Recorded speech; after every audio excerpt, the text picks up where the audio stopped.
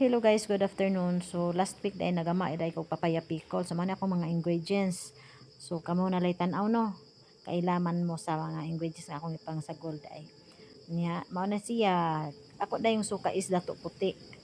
Nya white sugar pud akong gigamit para tin-aw siya kay tan-aw. So nagsugod na kog lunod sa ako ang asukar kay nakapabukal naman ko sa akong suka. Niya, sige bukal, sige poglunod sa asukar. So, tinga mo no, nga nung wa ko nagtakos, kaya aning gimeasure daan by cup, kung pilay akong isagol nga asukar sa akong suka, o sa ako ang main ingredients.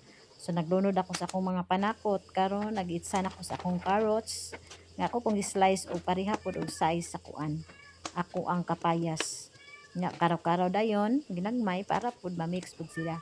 Nga ako na dayong gilunod ang akong bill paper. So gwapa na sugod siya tan-aw no. Nya karon ay ning bukal naman siya arong dili pod kayo ma-overcook. Ako pagpabukal ako na dayong gilunod ako ang kapayas. Nga kabangaan day ni nga kapayas para gwapa na siya tan orange sa pod og gamay. Dili po to pwedeng hinog na pod kay di na to mabanggod. So gakaraw-karaw ko para ma-mix tanan ang akong ingredients. So naghuwat na lang ko nga maluto. Ako ni siyang gihinayan og siga para dili siya ma-overcook kay way lami ang pickles. Kung overcook siya dapat tagpod pa siya inagkaluto. Ug maura daghang salamat.